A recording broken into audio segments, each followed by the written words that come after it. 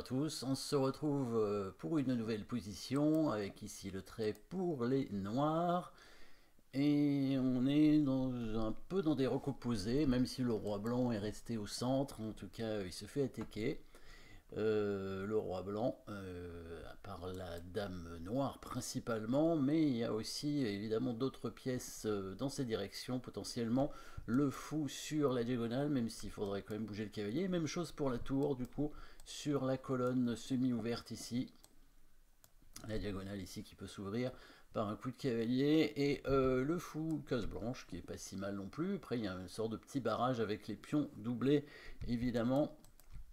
Donc le roi blanc un petit peu en danger, le roi noir aussi, puisqu'il y a une batterie tour et dame hein, en direction du roi avec le fou de case noire qui est prêt à s'échanger ici. Il y a le cavalier qui défend bien sûr, et on notera que c'est ce cavalier qu'on a envie de bouger d'ailleurs avec les noirs aussi pour créer peut-être l'attaque sur le roi blanc.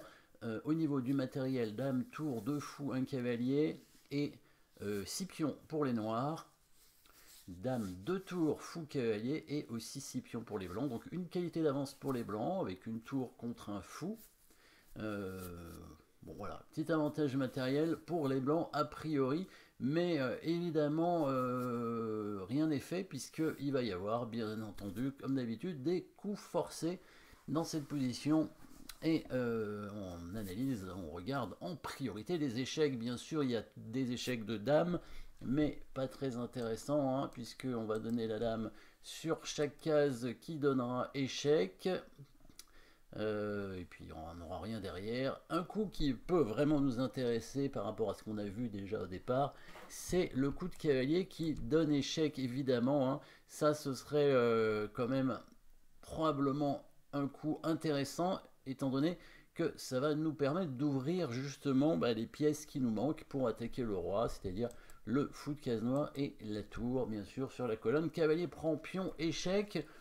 Les blancs, on devrait quand même prendre le cavalier, parce que sinon, il y a le pion ici en C3 qui risque d'être capturé, ou bien la tour, hein, ça dépend où va le roi, si jamais les blancs ne prennent pas le cavalier. Hein.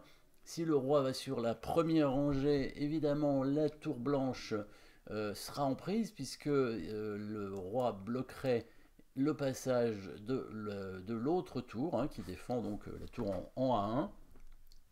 Si le roi vient en E2, on peut imaginer la prise du pion en C3 avec le cavalier, voire avec la dame, hein, ça peut être aussi intéressant, voire destruction de la défense avec le fou qui prend le cavalier. En tout cas, il y a pas mal de bons coups. Et sur roi E3, même chose, hein, dame prend C3, échec très certainement. Et même si le roi prend le cavalier, ce serait mat directement. Hein, donc si on regarde cette variante ici, par exemple, un roi E3, dame prend C3, échec, évidemment, si le roi prend le cavalier, c'est directement mat avec la dame qui prend le cavalier ici. Hein, donc, a priori, le meilleur coup, ce serait quand même de prendre le cavalier avec les blancs. Évidemment, ce coup de cavalier prend E4, hein, on va l'analyser avant de bouger les pièces, bien sûr, hein, parce que c'est avant. On ne peut pas jouer les coups et voir ensuite. Hein. On ne peut pas dire à l'adversaire, par exemple, ah ben là je vois pas très bien la position, il faut que je bouge les pièces. Non, on n'a pas le droit de faire ça, évidemment. On analyse sans bouger les pièces au départ, et comme dans une partie, hein, comme dans une vraie partie. Donc cavalier prend E4 échec, pion prend E4, et là quelle est la suite? C'est ça qui est... on a fait un échec, on a fait un coup forcé, c'est bien, mais quelle est la suite derrière du coup? Est-ce qu'il y a un autre échec? Alors, il y a un nouvel échec avec la tour en F2. Alors, évidemment, il y a le fou qui prend le fou. Donc ça, c'est un échec aussi dont on n'avait pas parlé au départ. Fou prend fou est possible. Avec peut-être la prise, donc forcément la prise de la dame qui prend le fou. Hein. Après, il y aurait la tour qui viendrait, la dame ne contrôle plus la case, mais bon, ça permet probablement au cavalier de revenir, ou éventuellement au roi de venir attaquer la tour. Et on a quand même échangé, enfin on a donné le cavalier, on a échangé un fou, et du coup il y a la menace avec la tour et la dame, hein, ici, hein, sur sur le pion H7, n'a plus beaucoup de pièces pour attaquer, donc on va chercher mieux. Après cavalier prend pion, pion prend, on va chercher un autre coup forcé, mais ce ne sera pas un échec. Et ce sera bien une menace de mat, même si ce n'est pas une menace de mat en un coup, hein, c'est pas une menace de mat forcée. En tout cas, le coup va menacer à coup sûr de gagner la dame au prochain coup, mais ce sera aussi une menace de mat, et elle est plus complexe que prévu, hein, puisque évidemment elle n'est pas en un coup. Après la prise ici du pion, quelle est la menace de mat ici? Alors, menace de mat en un coup, il n'y en a pas a priori. Par contre, en plusieurs coups, évidemment, on peut en trouver, bien sûr. Et le coup qui est le plus intéressant, c'est jouer sur le rayon X ici. Alors le rayon X, il n'est pas très visible, hein, mais on voit finalement que la dame noire contrôle la case ici en D4 à travers le pion C3. C'est bien ça, le rayon X, hein, du pion de la dame noire. Hein. Le pion ici, si il prend du coup la pièce qui va arriver en D4, bien sûr ce sera le fou, la dame reprendra tout simplement le pion. Donc on est bien dans un rayon X. Ici on va prendre le cavalier avec le fou, avec évidemment la menace simple de venir faire échec en F2 ici pour gagner la dame, mais l'autre menace c'est la prise du pion avec la dame en C3, et ça ce sera bien une menace de mat, hein, même si on voit pas trop encore le roi blanc où il va être bloqué, mais il y a les deux fous et la dame qui vont arriver. Donc si par exemple sur fou prend cavalier, les noirs, les blancs ne reprennent pas le fou et qui prennent plutôt la tour ici en F8, on prendra évidemment le pion en C3, et après si le roi vient en E2 pour ne pas perdre la tour, on prendrait le pion avec le fou ici. Et ce serait déjà mat en fait, non pas loin du mat, on n'est pas tout à fait dans le mat puisque la tour a disparu, donc le roi pourrait venir en F1 et la dame se mettrait en F3 ici pour faire échec, et quand le roi va revenir, le fou va donner mat en C3, donc là cette variante c'est celle-ci, avec dame prend C3, si le roi vient en E2, le fou qui prend en G4 ici sur échec, le roi vient en F1, la dame vient en F3 sur échec, s'il couvre il est mat directement, et s'il vient ici, on retrouve ce schéma de mat, hein, avec la dame qui contrôle les 4 cases ici du roi, et le fou qui donne échec. Bon là c'est pas mat parce qu'il y a la dame blanche qui peut couvrir, mais bon on peut dire que c'est mat, hein, parce que là après ce coup de dame, il y a évidemment un mat en un coup que vous avez trouvé, bien sûr. La dame qui vient en E2 tout simplement, et la dame blanche ne peut pas prendre la dame.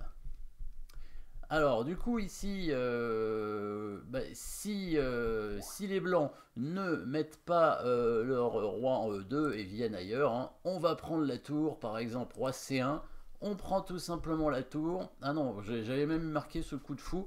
On peut prendre la tour, hein, tout simplement, et revenir, hein, de toute façon ça change rien, mais c'est peut-être encore mieux parce que ça va mater plus vite, je pense. Oui, fou E3 ça mate plus vite, puisque si le roi vient en D1, on retrouve cet échec avec le fou, et ce sera mat au coup suivant, hein.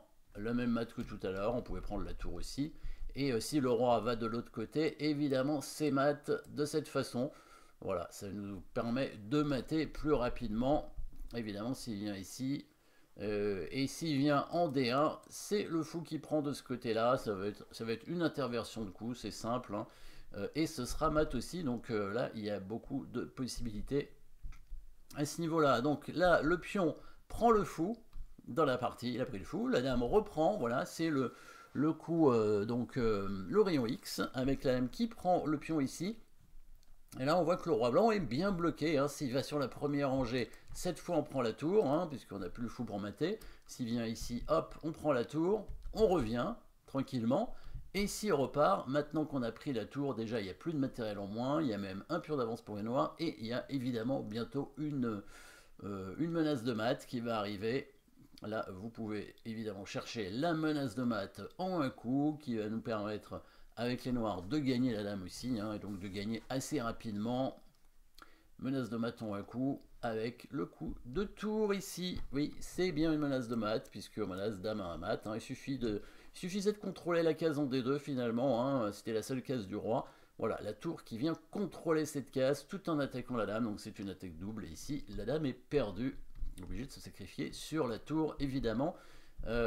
Et du coup, quel autre coup pour les blancs? Dans la partie est venue en E2, mais là c'est mat très vite avec le fou qui prend ce pion sur échec. Et quand le roi va bouger en E1, bah, ce sera mat assez rapidement, probablement. Hein. Alors là, on peut prendre la tour à nouveau, hein, mais je crois que le meilleur coup, c'est la dame qui vient en C3. Ouais. Et parce que, en fait, même si les blancs peuvent couvrir, c'est quand même mat d'une autre façon, hein, avec la dame ici en G3. Voilà, la dame blanche qui maintenant a bloqué, en fait, le roi blanc. Il n'y a plus de cases, la dame est obligée de couvrir, et c'est mat au coup suivant, avec dame prend dame. Et si c'est le fou qui couvre ici, c'est pareil, hein, le fou va bloquer aussi la case. Par contre, il n'y aura pas l'échec en G3, mais bien celui-ci. On prend la tour, voilà. Et pareil, hein, la dame, le fou a bloqué la case et est obligé de venir là du coup. Et c'est mat avec dame prend fou. Hein. Le roi blanc est bloqué complètement. Hein. Donc c'est un coup, dame Z3, c'est un joli coup parce que ça force une pièce à venir en D2 et donc à bloquer le propre roi, le roi des blancs. Évidemment, plus précis que dame prend tour, hein, même si dame prend tour va gagner aussi, bien sûr.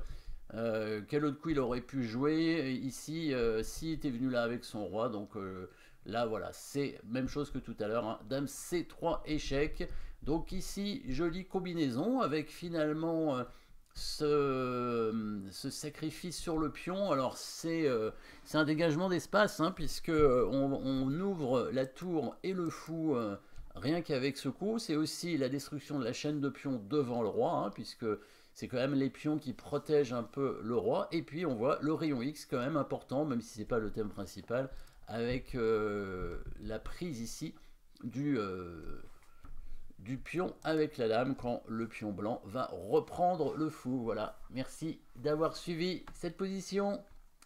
N'oubliez pas de vous abonner et à très bientôt.